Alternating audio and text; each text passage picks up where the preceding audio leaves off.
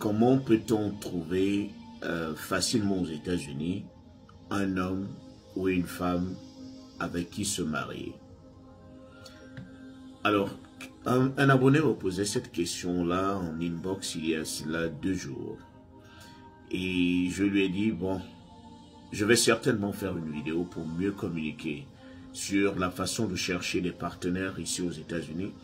D'ailleurs, les partenaires, vous pouvez les trouver un peu partout.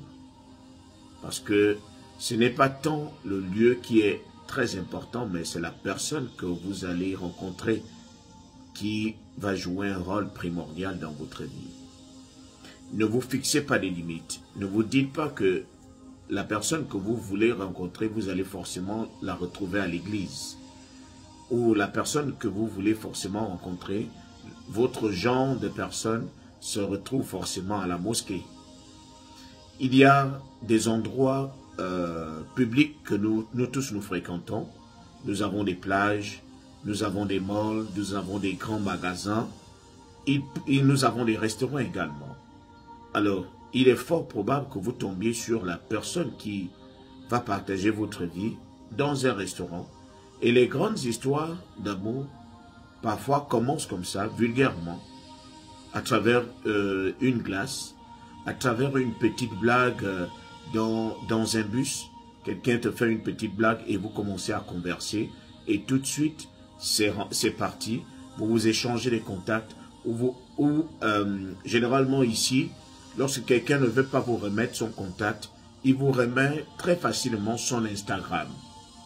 Les filles, généralement, remettent beaucoup plus leur compte, le compte Instagram que le numéro de téléphone. Et c'est à travers Instagram qu'elle va jauger le niveau d'engagement que tu as. Car c'est à travers Instagram, les conversations que vous aurez sur Instagram, qu'elle va se dire, celui-là, il m'a l'air sérieux, je peux lui remettre mon contact. C'est le moyen le plus facile. Si ce n'est pas Instagram, ça va être Facebook.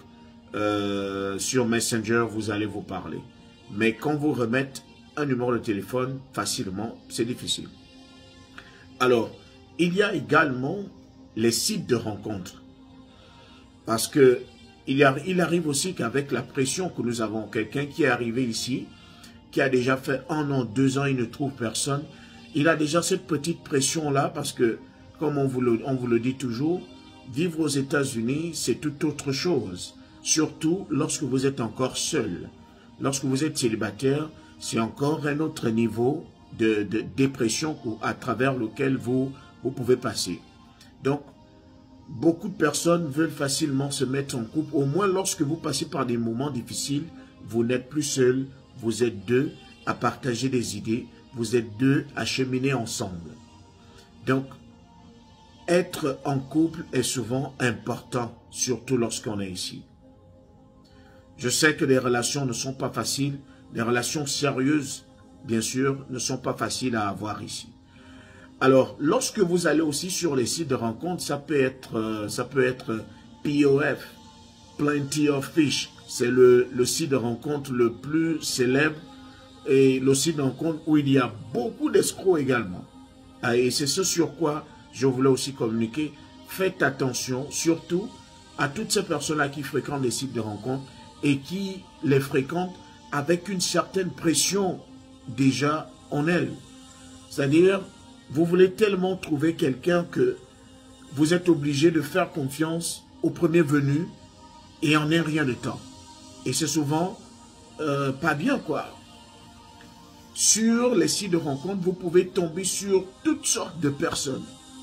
Des escrocs, des gens honnêtes. Mais il y a plus, par mon expérience, il y a plus de mauvaises personnes sur les sites de rencontres que de bonnes personnes.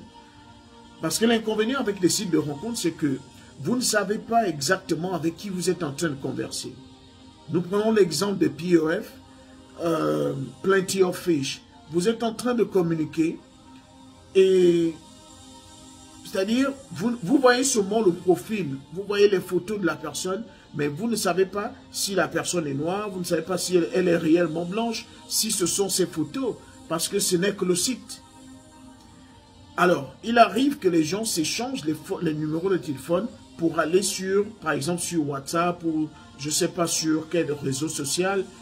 Mais malgré cela, il y a beaucoup plus d'arnaqueurs.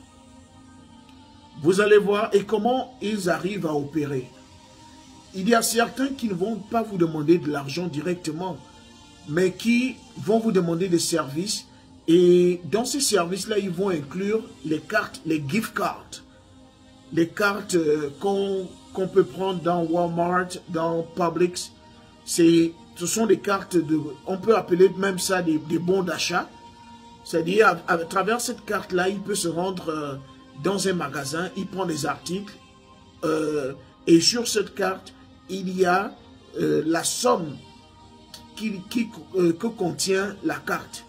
Donc, il peut arriver dans un magasin avec une carte cadeau de 100 $ par exemple. Il va faire des achats et à travers cette carte-là, il n'y a aucune identité. Donc, les gars procèdent par les gift cards. Ils te demandent un gift card, par exemple, de 40 $. Par exemple, il va te dire, bon, envoie-moi un gift card pour que j'active mon forfait. Mon abonnement pour le téléphone est déjà passé. Je vais activer ça. Donc, si tu lui envoies une gift card, au lieu que la personne t'appelle, la personne prend cet argent-là, utilise ça pour autre chose. Donc, ils ont déjà des stratégies. Les sites de rencontres, vous pouvez les fréquenter, mais soyez très prudents. Si vous ne gardez pas vos yeux ouverts, vous allez vous retrouver nus, ils vont tout arracher sans que vous ne vous en aperceviez. Donc, faites très attention. Les hommes, vous pouvez faire vos rencontres, vos grandes rencontres partout, à l'église, à la plage, dans un bus, dans un restaurant, beaucoup plus dans des restaurants. Parce qu'il y a aussi, bon, les lieux que vous-même vous fréquentez. Beaucoup plus des restaurants. Il peut arriver que ça soit dans un snack également, que vous allez faire des rencontres. Mais, peu importe la rencontre que vous allez faire, il faut toujours avoir un œil ouvert. Restez toujours et toujours prudent.